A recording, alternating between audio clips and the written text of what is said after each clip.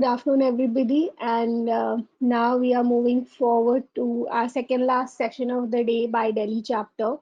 We have Gagandeep Singh, who is founder and president at Hello Excellence Consultancy, with us. He is going to talk about managing stress with ancient wisdom and modern science, the sportsman way. And we have Jyoti with us, who is going to facilitate this session for Gagandeep. Before we start with the session, let me thank our founding sponsor, Innovation Roots, which is a leading consulting and training service provider, helping organizations to achieve business agility and beyond. It is also one of the leaders and pioneers of niche publishing services and is well known for content collaboration with global thought leaders, authors, and creators. You can find out more information at www.innovationroots.com.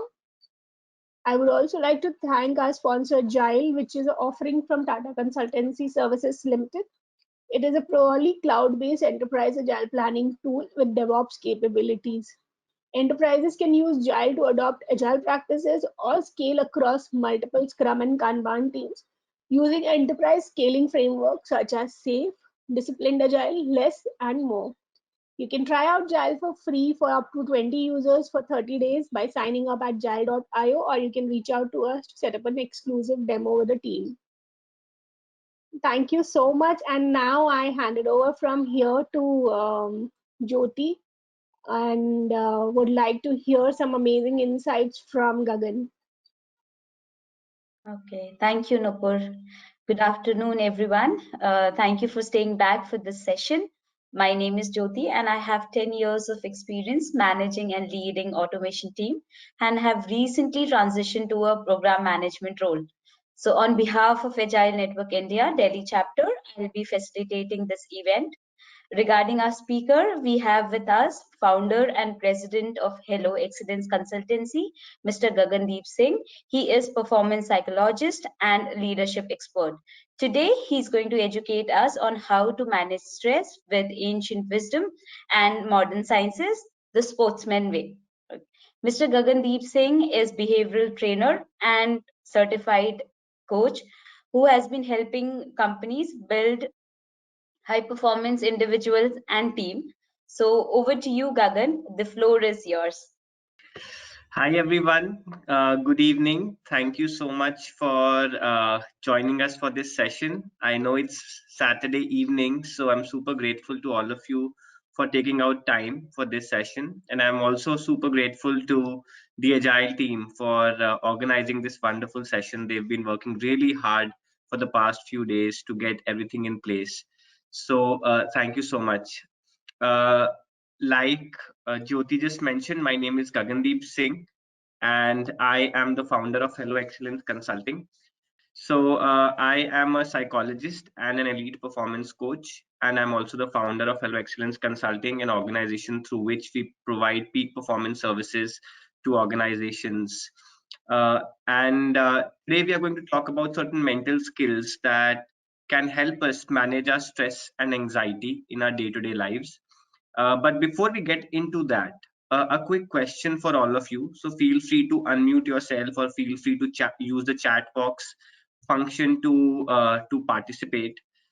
My question to you all is, what percentage of our work requires mental skills such as communication, stress management, leadership, resilience, etc.?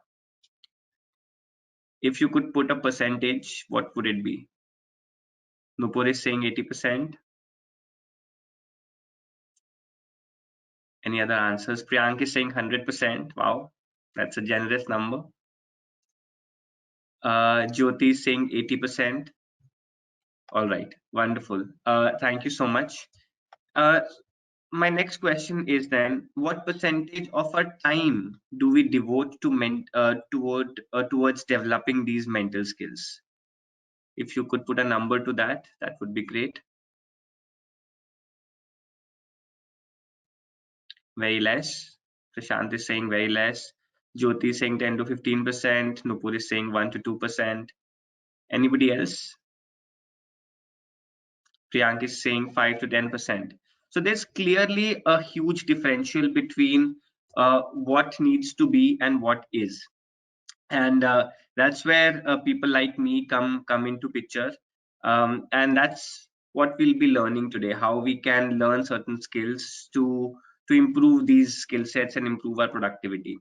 uh, like Jyoti introduced me, I am a sports psychologist. So, a bit about what is sports psychology. Sports psychology is the branch of psychology that deals with performance enhancement. It started early. It started in the early 1900s, where there were a lot of wars going on, and countries wanted to get an edge over other countries by teaching their soldiers certain skills. So they did a lot of research on the neuroscience of performance, and they developed certain tools and techniques which were very powerful and very effective. And they started using these techniques in other arenas of life. And because sports is the second most physically and mentally demanding arena after military, they started using these techniques here in sports, and the science became very popular in this arena, and that's why the name came to be sports psychology. Nowadays, it's being used everywhere. It's being used in offices for boosting employee productivity. It's being used in performing arts for helping artists perform better on stage. It's being used in schools for helping students achieve their academic potential and find the right career path for themselves. And it's also being used in relationships for building better connections. So the scope of this science is so wide that a lot of people choose to call it sport and performance psychology. So that's the work that I do, and that's the those are the principles that I use to teach mental skills to organizations. So, why do we need these mental skills? We've been talking about mental skills for 5 minutes now. We need these mental skills because if I were to take an example of sports, pretty much all athletes at an international level uh, are at the same level of physical fitness. There isn't much differential between how physically fit they are, but what really separates an extraordinary athlete from an ordinary athlete is the way they manage their mind, the way they manage their emotions. And the same is exactly true for our workplace as well. Um, Research has shown time and again that people who are uh, better leaders, have better communication skills, people who are able to work with diverse teams and have better emotional intelligence, these people are able to significantly outperform their peers at workplace time and again.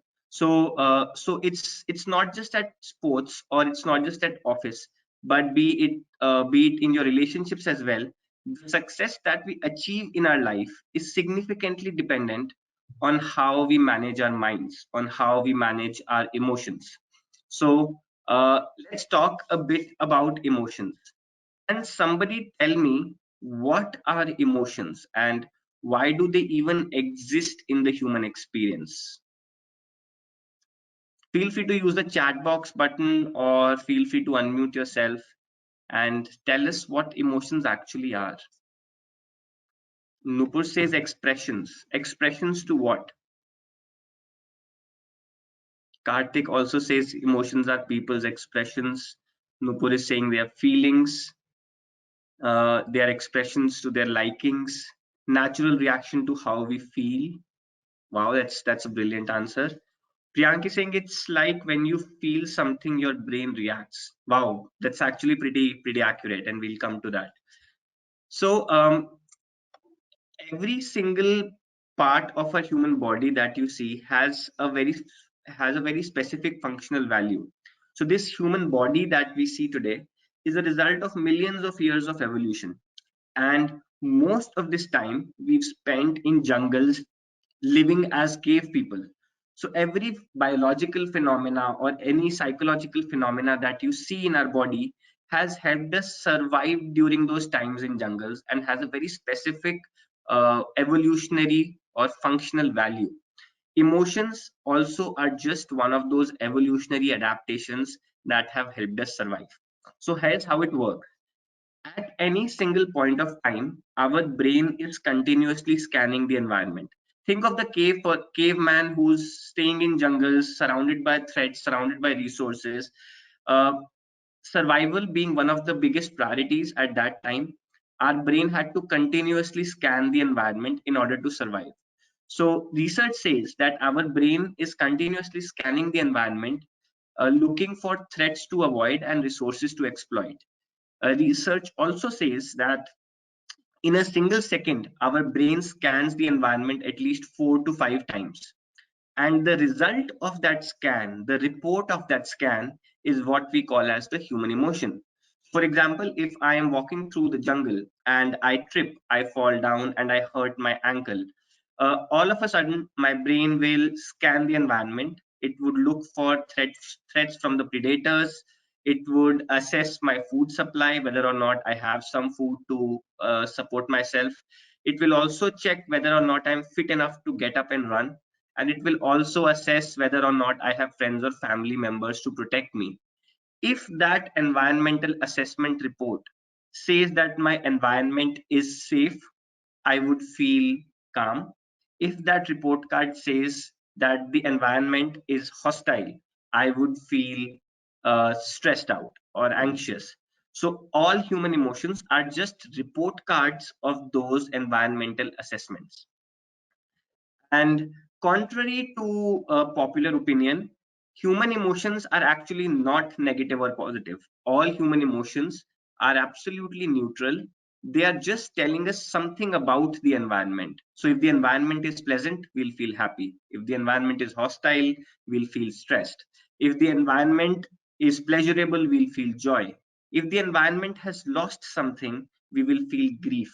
If the environment is hostile, we'll feel anxious and stressed. So all human emotions are telling us something very specific about the environment, and that's what emotions are doing. So the best way to manage our emotions is to understand what our body is telling us through that emotion.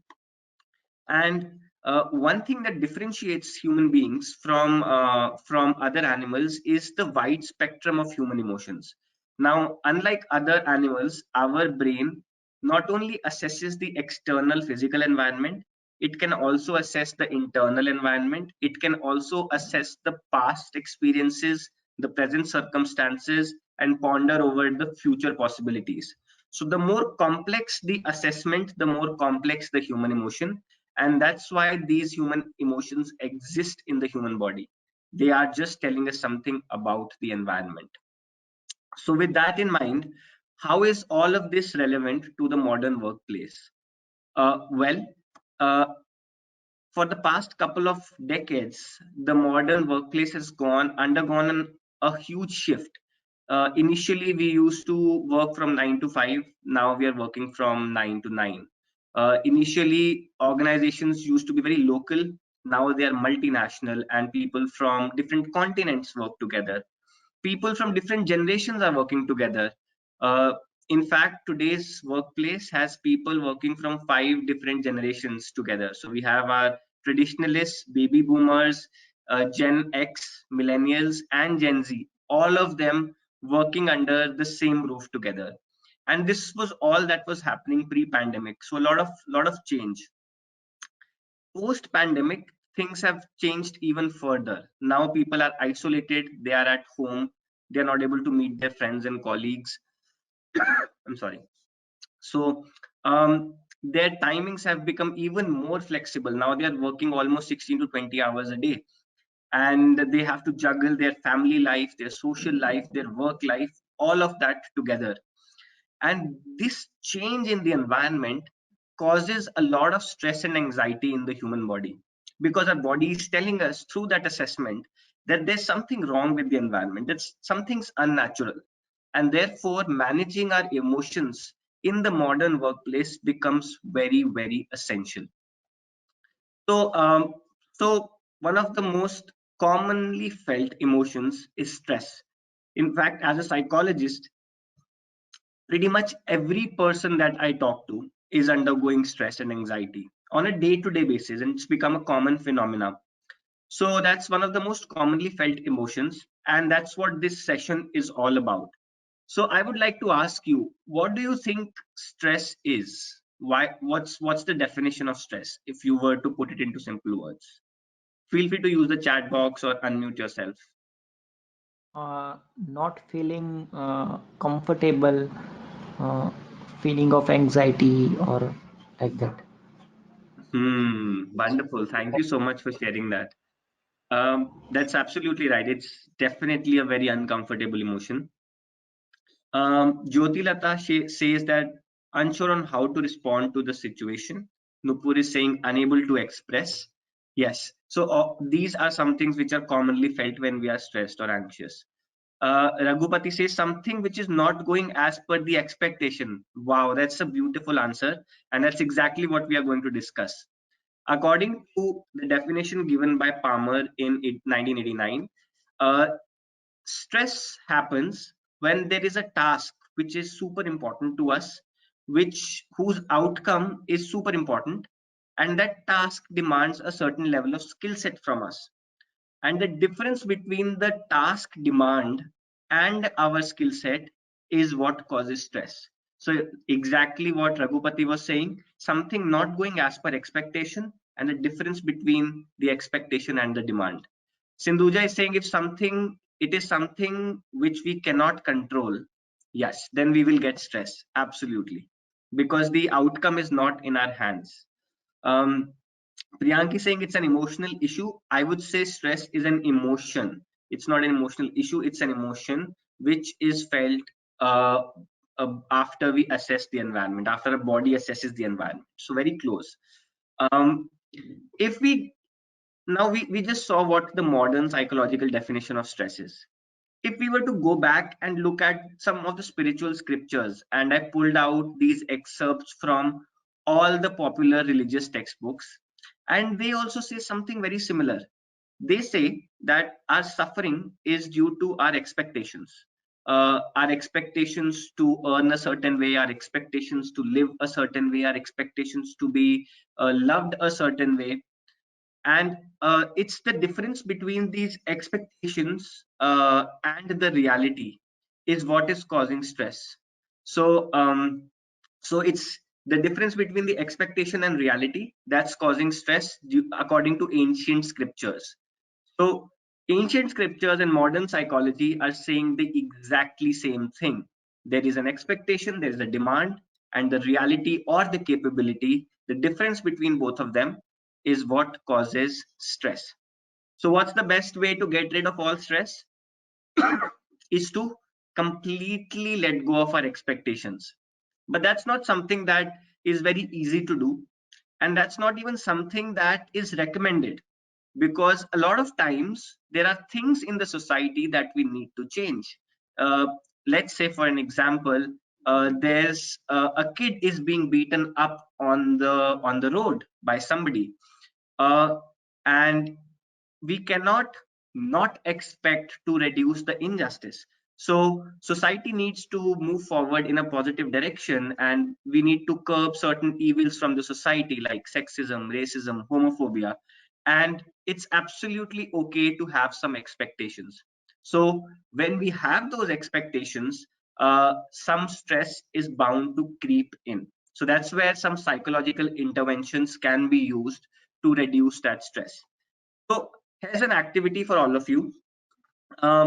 What I want you to do is take a couple of minutes, grab a pen and pencil or a pencil, and write your expectation on a piece of paper.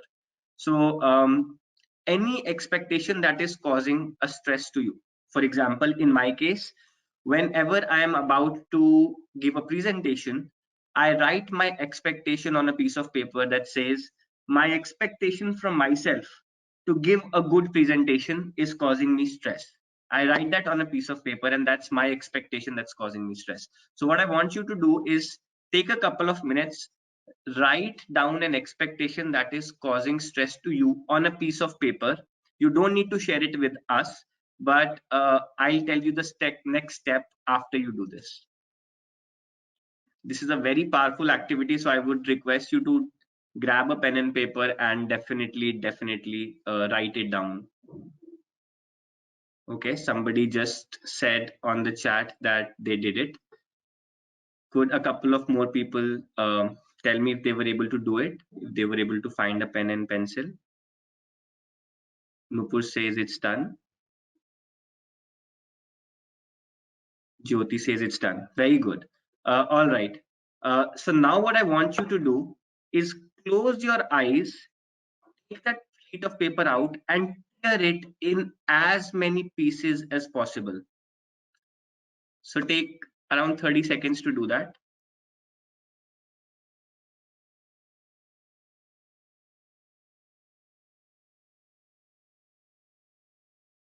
Okay, Nupur says it's done. Jyoti says it's done. Could you share how you're feeling right now, Nupur? Did that make you feel anyway?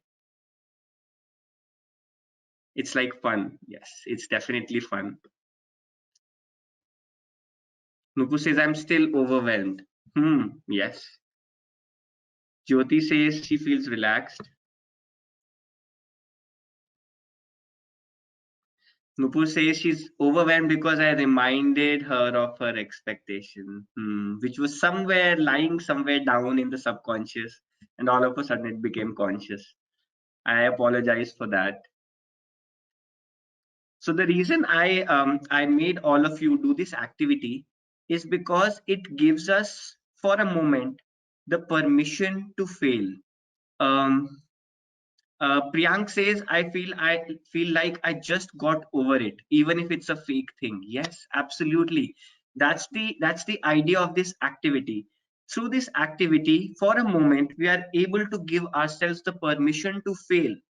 And the paradox of this activity is that when we give ourselves the expectation, the permission to fail, we reduce the expectations from ourselves, and the stress goes down. And once the stress goes down, our chances of performing go up. So it's the paradox. Once we let go of our expectation to perform, we actually perform better. So it's one of the most powerful tricks that I almost every time use before my presentation. It helps me calm down. And that's the paradox. So coming back to the topic of expectations, right? We can't always let go of our expectations. So what are some of the things that we can do to reduce our stress and anxiety? Well, if you watch cricket, you must have seen Virat Kohli rotate the bat in his hand every time he's about to bat. Or if you've seen Sachin Tendulkar, he does something very weird with his pants whenever he's about to face a bowler. Or this gentleman in this GIF is doing something with his gloves. Rafael Nadal, as you see, is playing with his hair, with his shirt, with his band, with his nose. What are these things? What are they doing? Well, it's called a high performance routine. It's a sports psychology based intervention that a lot of athletes use to come back to the present moment. The thing is, when the athletes are surrounded by people in the stadium who are shouting and cheering and booing and sledging, our body undergoes a lot of stress. And when our mind is stressed out, like I mentioned before, it starts assessing the environment even more, and that becomes a distraction.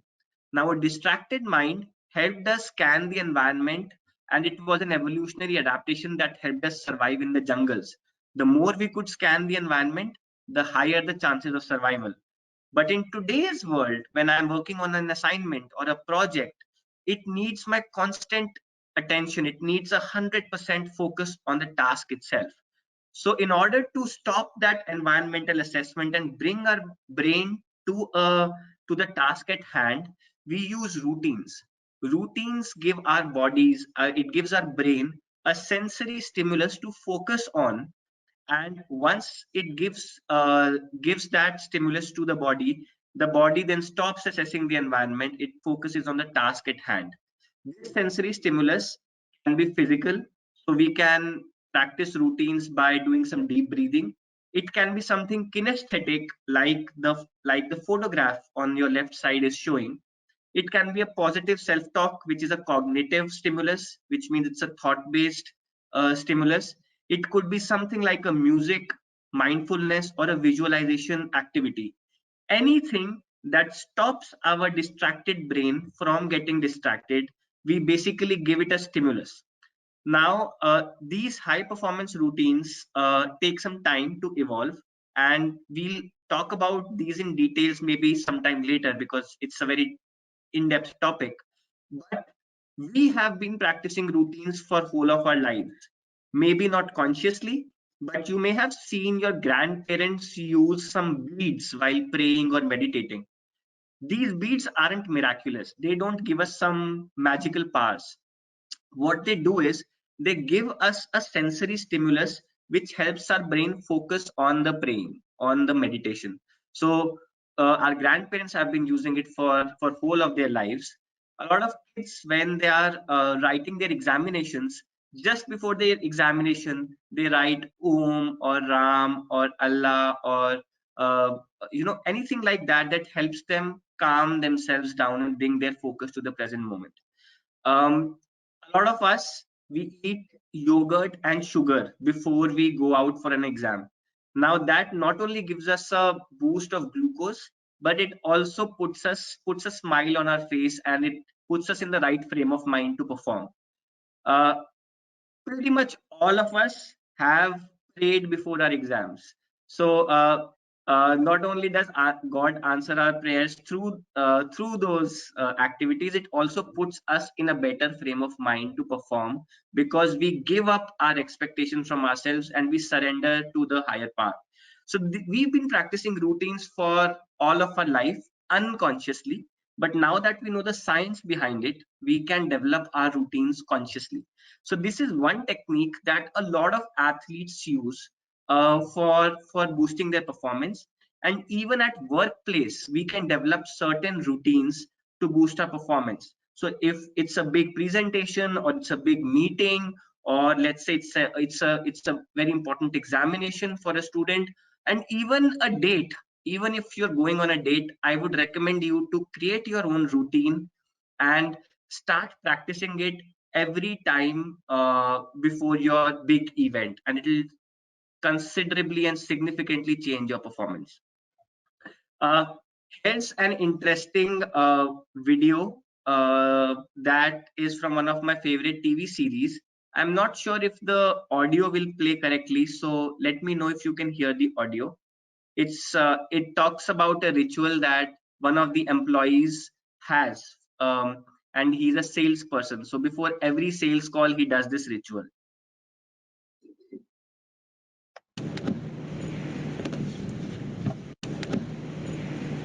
Awesome. Leave the keys. You still do that thing? Leave the keys.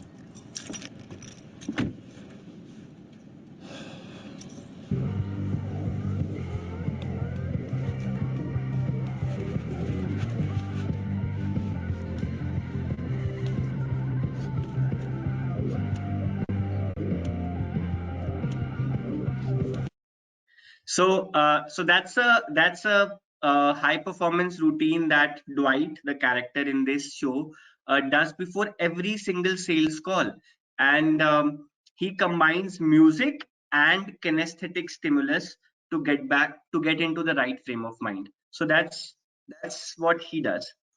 Uh, that was one thing that a lot of athletes use, a lot of salespeople use, even we can use. But there are small things that we can do in our everyday life to reduce our anxiety also.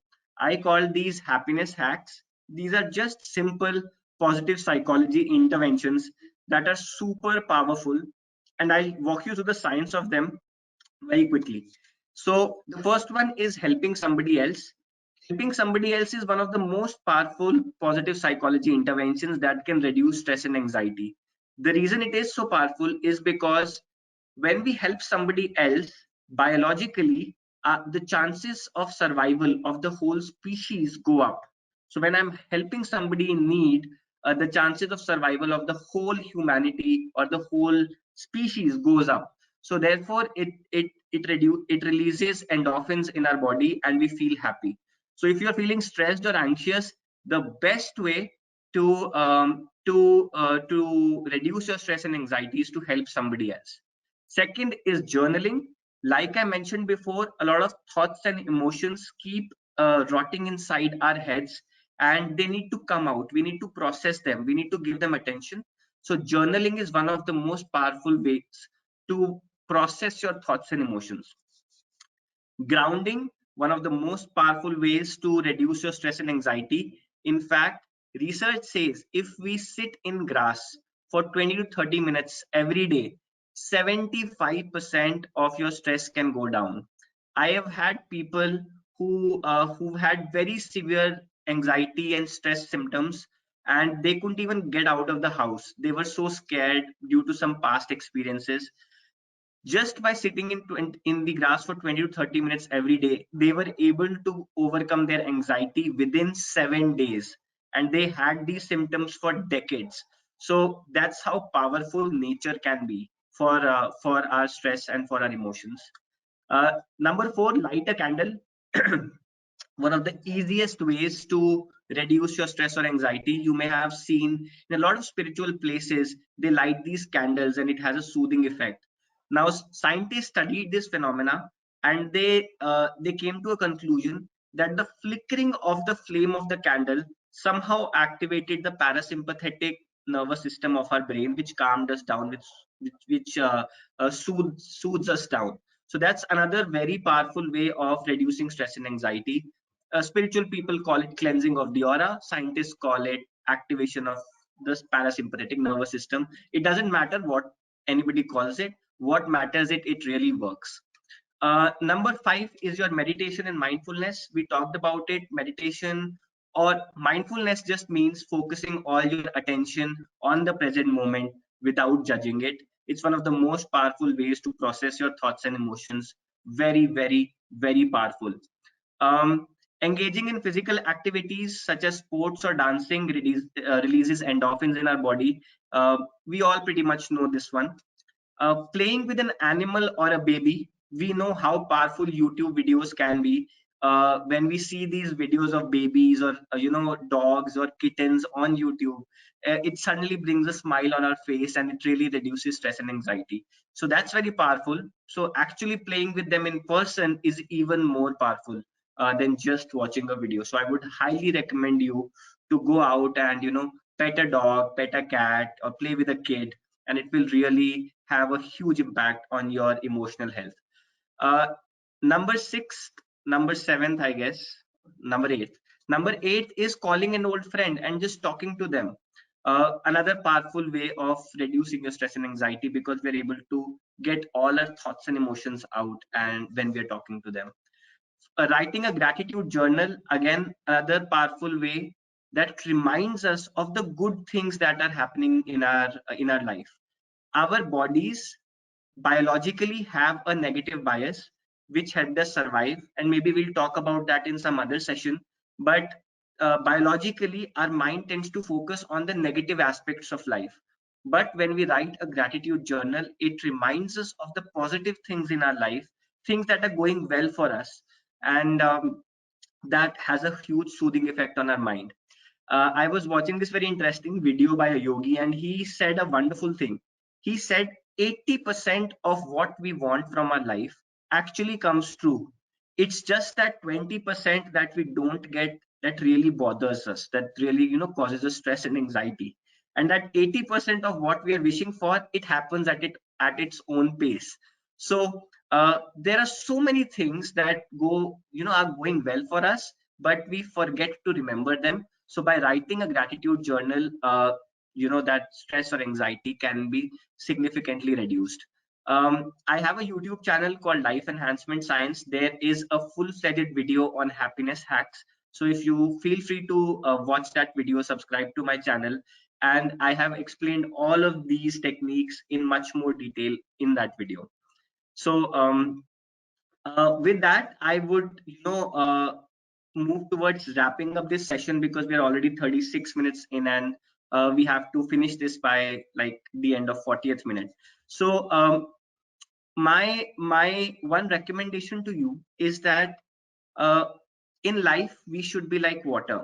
Now water, as you may have seen, it flows smoothly around obstacles without bumping against them, and it adapts to whatever shape it is given, right? If you pour it into a jar, it takes the shape of a jar. If you pour it on the floor, it takes the shape of, it becomes flat. If you pour it into a bottle, it takes the shape of the bottle. So water is one of the softest substances on the planet, yet it is one of the most powerful ones because it is able to cut through mountains through its force.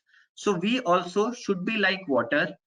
Yes, we can use these psychological interventions to boost our productivity, but sometimes, despite using all of these interventions, outcomes are not in our control. And in those scenarios, what I would request you to do is just be like water, be flexible, be adaptable. Just adapt to the situation according to the circumstances, and you will see that your stress will significantly go down. So with that, I thank you all for joining us for this wonderful short mini session on stress management. My name, as I mentioned before, is Gagandeep Singh. I am the founder of Hello Excellence. Feel free to take a screenshot of this slide, and feel free to reach out to me if you have any questions or any queries that you need help with. Uh, we do a lot of workshops on a variety of topics, ranging from diversity to culture change, emotional intelligence, teamwork, goal setting, self-awareness, leadership skills.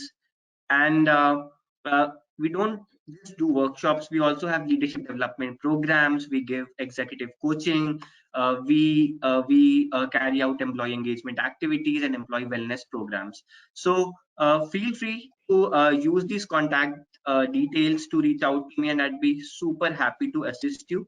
With that, I would open up the floor for any questions. Uh, Thank you, Gagan. That was a really insightful session. There are a lot of key takeaways.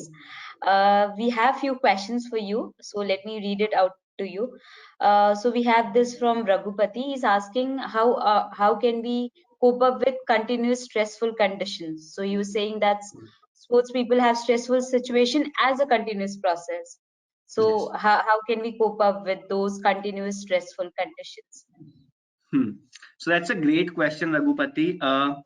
Athletes in general have a very topsy-turvy sort of a life, uh, full of emotional roller coasters. One week they are winning, the next week they are losing, and they have a lot of pressure to perform, and there are so much expectations that we put on their shoulders. So they go through a lot of emotional roller coaster in their life. One of the most powerful ways that I recommend to cope up with certain situations is to first go back to nature. A lot of time, there are two major reasons for how we get stressed out.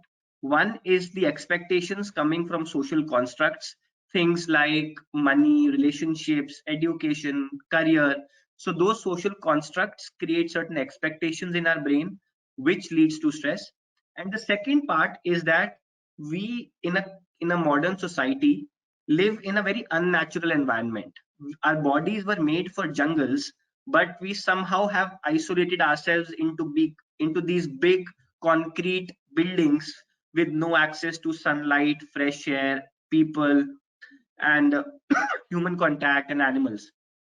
So one of the ways for you to reduce or cope with that stressful situation is to go back to nature. Make sure you get sunlight every day, 20 minutes. Make sure you get some exercise. Make sure you sit in the grass for 20 to 30 minutes. So athletes are using some of these skills to cope with that continuous uh, emotional roller coaster. Apart from that, athletes also use certain meditation and mindfulness based techniques that we can discuss in detail sometime later. But LeBron James, I think, has just endorsed Calm. I think that's the app for meditation and mindfulness. And he was seen in during a match to meditate. So during their breakout, during their timeout, he was seen meditating. So meditation is a very powerful way to relax and calm. And of course, all the positive psychology interventions that I talked about, they also help. End of the day, if you can manage your expectations, you can definitely manage your stress. Nupur asked another question: what impact stress and anxiety could have on one's behavior in the long run? Oh, this is a beautiful question. Thanks, Nupur, for asking that. Um, stress and anxiety has a huge detrimental effect on the body, and I'll tell you the science behind it. The way it works is that when we were, again going back to evolutionary psychology and biology, when we were in staying in jungles, when we were cave people, every time a stressful event happened, it had pretty much just one source, which was a physical attack by a predator. So our body used to have damaged tissue on our body. There used to be wounds on our body, scratches, and some damaged tissue. And our body used to think that this damaged tissue is a foreign tissue, so it would attack it. And as a result, whenever there was stress, there was damaged tissue, and damaged tissue was attacked by our own immunity, and it damaged it even further. So our body came up with an adaptation that whenever it is stressed, it brings down the immunity so that the body thinks that it's not attacking the damaged tissue. So whenever we are stressed or anxious, our immunity goes down. And that's why you must have seen that students, before their big examination, they get fever, they get stomach ache, they get vomitings, they fall sick left, right, and center. That's because their immunity actually goes down. And we, as you know, sometimes parents think that they are acting out, but it's not that. Their immunity genuinely goes down and they start falling sick. And in the long run, this stress and anxiety can have a huge detrimental effect on the physical body, and you can start aging faster. So if people can learn to manage their stress or anxiety, they can definitely live a healthier life. I was also reading one interesting research by Boone, and this research was done in 2004. And he said that Boone said that 85% of our medical doctor visits had their roots in stress or anxiety. So if you could manage your stress or anxiety levels, 85% of your doctor visits would go down. And I am a personal example of that. Since the last 2 to 3 years, since I started reading all of this, I've been able to manage my stress. I haven't fallen sick even a single time. And my mood is always good, and somehow my health is always good. Whenever people get stressed, that's when they start falling sick. So managing your stress and anxiety can have a huge impact. Shalu is saying, any book or method that you can recommend to manage stress? Yes. One book that I really like is Body Keeps the Score. It talks about how emotional traumas are physically stored in the body. I am forgetting the name of the author, but the book's name is Body Keeps the Score, which simply means every time you undergo an emotional trauma, your body physically keeps a score. It physically stores it in a memory, and that has an effect on it later on. So I would highly recommend you to read that book. Nupur is saying the environment for children today is more stressful than earlier. Absolutely, yes. What's your suggestion to keep them away from being stressed and start facing realities of the world so early in life? Great question. It's a very deep question and has probably a very long answer. But what I would recommend is that kids till the age of 5 to 7 they need a lot of love and care, because biologically we are herd animals, and love is a way for us to feel secure.